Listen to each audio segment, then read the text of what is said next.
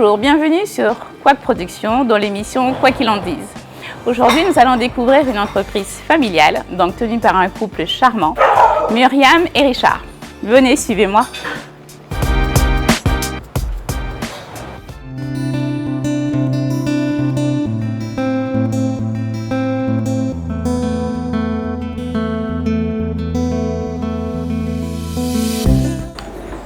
Alors dis-moi Myriam, qu'est-ce que tu es en train de faire? Parce que ça a l'air délicieux.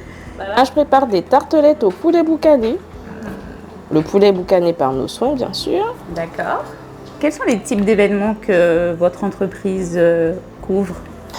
Mariage, baptême, anniversaire. D'accord. Cocktail déjeunatoire pour tout ce qui est entreprise.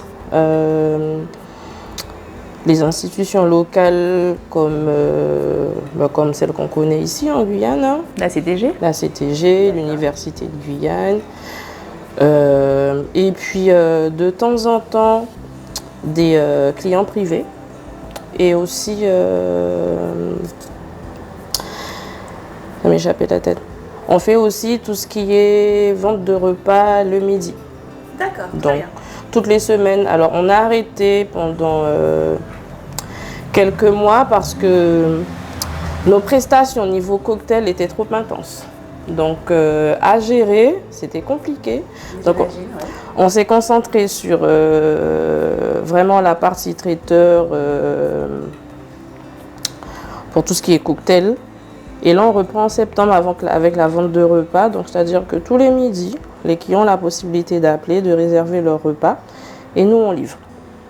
Très bien. Un peu, vous livrez en plus? Oui. D'accord. Et comment se fait le choix des repas, les commandes et tout? C'est sur Internet, ils vous appellent? Alors, on a une base de données avec des clients qu'on a recensés au fur et à mesure de l'activité.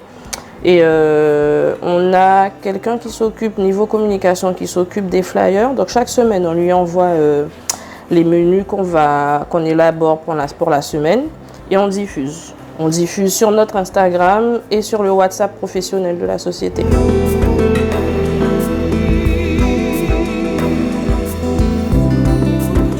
Donc dis-moi Myriam, ça demande une sacrée organisation du coup? Oui. Énormément. Énormément parce que il faut gérer la vie de famille, gérer... Justement, comment ça se passe? Alors, on a quand même la chance d'avoir les parents. Ça c'est bien ça.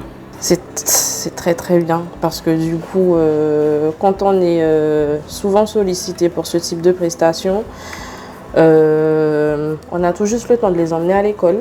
Des fois, on n'a même pas le temps de les emmener à l'école. Donc, il faut gérer la logistique de l'école, les devoirs et tout ça. Donc, on a les parents qui nous aident beaucoup.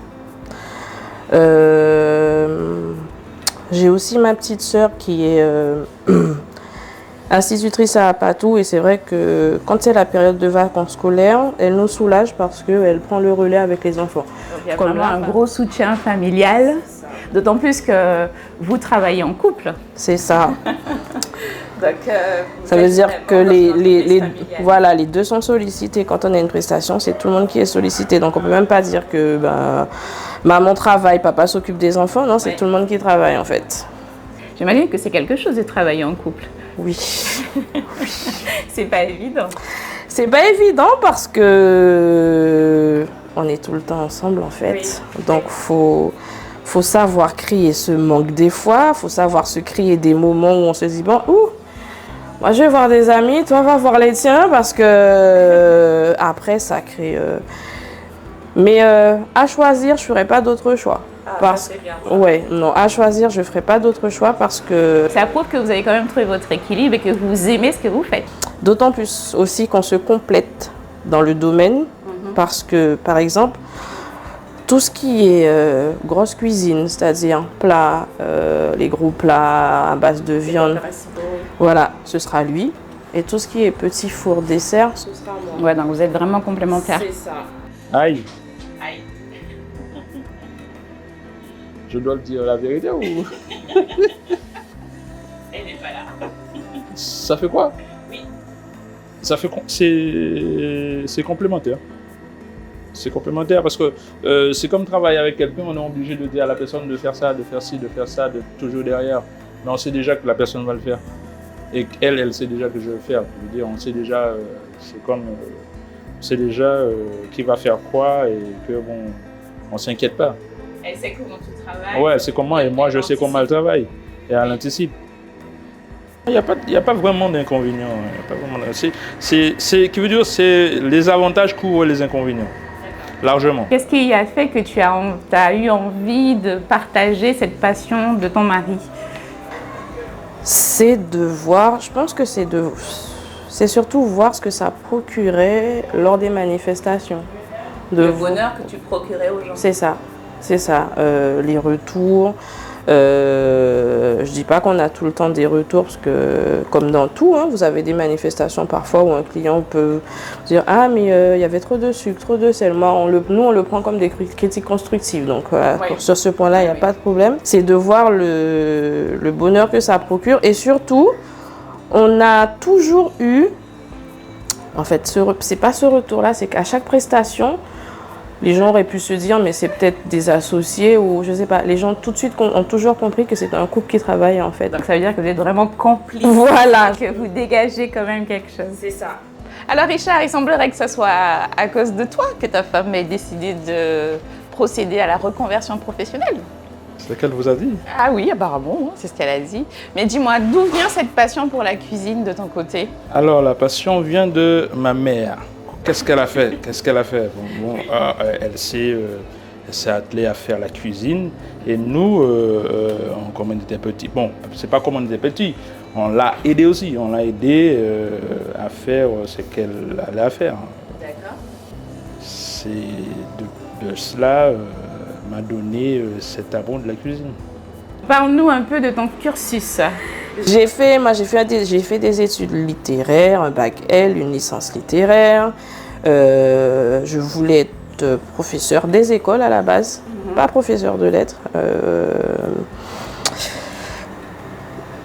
Et au final, je me suis rendu compte que je préfère, après une expérience avec les petits, je me suis dit non, c'est pas pour moi.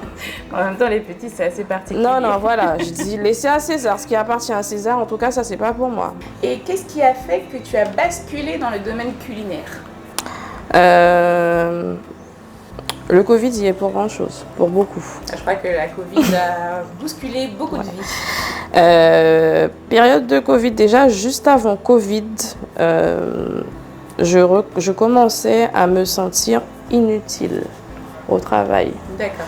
Dans le sens où, avec toutes les réformes, tous les changements, tout ce qui s'opère tous les jours au sein de l'éducation nationale, je me disais, mais c'est pas possible. Je ressortais de la vide, en fait. J'avais une perpétuelle question, c'était, mais j'ai apporté quoi à mes élèves aujourd'hui? Surtout que moi, j'avais des élèves, en fait, notamment une classe avec des élèves en très grande difficulté. Et là, on vous disait clairement, mais vous voulez faire quoi? Vous ne pouvez pas les sauver, hein? J'avais la chance d'être contractuelle. J'appelle ça une chance parce que du coup, je pouvais... Donc, quitter le métier rapidement. Et quand on a repris, je me suis dit non, c'est bon, j'arrête. Et j'ai dit à mon mari, bon, je vais te rejoindre en attendant que je trouve quoi faire, autre chose. Parce que même là, hein, je me suis dit, je vais pas faire... la cuisine ne va pas devenir ma passion en fait. Donc je vais t'aider à étendre l'entreprise, voilà, mais le temps que moi je me recherche, que je me trouve surtout. Et voilà. Mais en fait, je m'étais déjà trouvée, mais je voulais pas me l'admettre. Et c'était une belle découverte. Voilà, et c'est là que l'aventure a vraiment commencé à deux.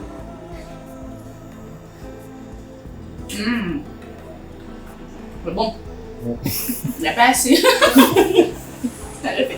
Mais en tout cas, moi, ce qui me fascine, c'est franchement, on sent vraiment que tu t'es pas mis dans ton travail. C'est une belle reconversion professionnelle et on sent vraiment que tu aimes ça. Et ça, je pense que ça donne aussi du baume au cœur aux personnes qui réfléchissent justement, qui ont peur de sauter le pas. Quel a été le déclic pour que tu puisses donc poursuivre ton activité que tu avais déjà sur Paris? Alors, le déclic, ça a été quand j'ai quitté l'enseigne dont je travaillais. D'accord. La possibilité que je voyais qu'on pouvait faire pour faire connaître la cuisine guyanaise, je voyais que bon, il y avait cet empêchement. Je me suis dit non, c'est pas possible. d'avoir toute cette richesse culinaire, d'avoir toute cette richesse par rapport aux produits, par rapport aux épices, et ne pas pouvoir montrer ça au monde, ou peut-être commercialiser ça, je dis que non, c'est pas possible. Si je le fais pas, c'est pas que quelqu'un d'autre ne le fera pas, mais si j'ai l'idée de le faire, pourquoi pas me lancer. Oui, je comprends tout à fait. Et justement, quels seraient les conseils que tu donnerais à un jeune ou à un moins jeune qui aimerait suivre justement ta voie et ouvrir aussi une entreprise de traiteur? La cuisine, il faut aimer. Ah, c'est sûr. Il faut aimer parce que il y a beaucoup de personnes qui cherchent à faire la cuisine, mais avec des moyens, des techniques très rapides à faire, avec des trucs déjà prêts, ce que j'aime pas du tout. Et le pourquoi j'ai quitté l'enseigne dont je travaillais, c'était du réchauffé et j'ai pas pris une formation pour pouvoir mettre des produits en micro-ondes. J'ai pas aimé du tout l'idée.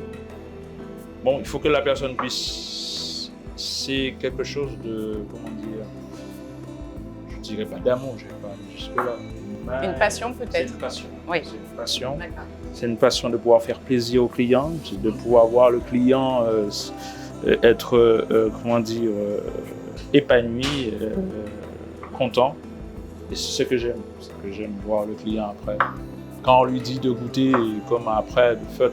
Je veux dire, c'est comme le colombo. Je vous donne l'histoire du colombo. Il y a beaucoup de personnes, je n'ai pas dit que les gens ne savent pas faire le colombo. Mais tout le monde, chaque goûte, la même manière de le faire. Et il y a beaucoup de plats qu'on fait, qu'on présente, qu'on nous demande. Les gens sont déçus d'avoir peut-être goûté par ailleurs. Et ils sont un peu restreints. Quand on leur dit goûter, oui, mais j'ai déjà goûté, j'ai déjà mangé, je sais ce que c'est et tout. Ouais. Et quand ils goûtent, ah, mais bon, je savais pas que c'était beaucoup. Tu vois, ce que j'aime, c'est faire plaisir. Oui, surprendre un peu. Surprendre le client. Oui, surprendre le client, le faire découvrir quelque chose. Et surtout, ce que j'ai à cœur, c'est faire connaître la cuisine locale. D'accord. On sent vraiment effectivement que tu aimes faire ça et que tu as vraiment cette envie de transmettre quelque chose. Il y a un terme qui est employé. Je ne veux pas être long. Il y a un terme qui est employé, le terme exotique. Exotique. Alors les gens pensent que le terme exotique, c'est lié à tout ce qui sort de Antilles-Guyane. Le terme exotique, c'est tout ce qu'on ne connaît pas. Et c'est ce terme-là que je veux que ça sorte au niveau de la cuisine. Parce qu'on nous envoie toutes les cuisines d'ailleurs. Et quand il s'agit de notre cuisine, on dit exotique. Notre cuisine doit être en premier lieu. Et toute cuisine qui vient d'ailleurs doit être exotique. D'accord. Ça veut dire c'est la cuisine commerciale. Ça veut dire on permet que notre cuisine soit commercialisée, soit comment dire, consommée. Et après on verra pour les autres cuisines qui viennent. Oui. Ça donnera plus d'emplois. Oui.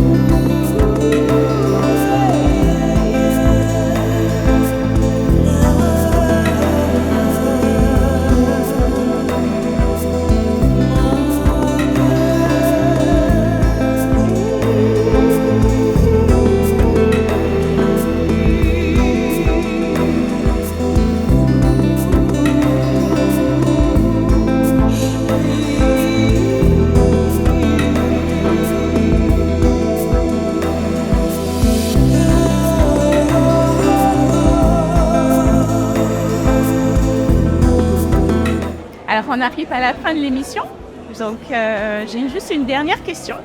Alors, quels sont les lieux en tout cas où vous pouvez offrir vos prestations?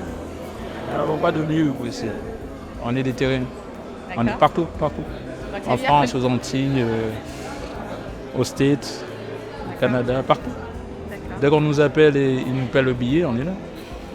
Donc, quelles que soient les communes de Guyane. Quelles que soient les communes de Guyane. Déjà, Exact. Maripasoula, on y va. Et si on va aux États-Unis, c'est qu'on va à Maripasoula. Je suis tout à fait d'accord avec vous. Justement, si quelqu'un veut vous contacter, s'il y a des personnes qui ont été intéressées par ce que vous offrez, comment font ces personnes pour vous contacter? Alors, pour les personnes qui ont des pages Instagram, par exemple, vous pouvez nous retrouver en tapant Tess Garden Traiteur. Vous avez d'ailleurs toutes les informations dessus, l'adresse mail, le numéro de téléphone, via WhatsApp. Et également, vous pouvez nous appeler, on sera ravis de vous répondre et vous donner les informations souhaitées. Voilà. Alors, juste j'ai oublié, quelles sont les prestations que vous offrez, juste pour faire un petit point, un petit résumé? Prestation traiteur, donc pour vos anniversaires, vos cérémonies, mariages, baptêmes, vos réunions de bureau, vos cocktails déjeunatoires, on est là. Si vous n'avez pas envie de cuisiner à la maison pour recevoir vos convives, on se fera un plaisir de venir faire vos chefs à domicile. Pour les brunchs notamment, vous avez envie de bruncher avec vos amis, vous faites appel à nous, on se déplace et vous ne vous occupez de rien. Voilà. J'ai oublié quelque chose? Non. Il faut qu'ils achètent les deux. En tout cas, merci beaucoup. Merci de nous avoir accueillis. Ce fut un réel plaisir.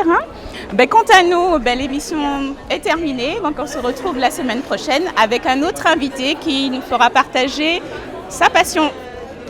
Au revoir.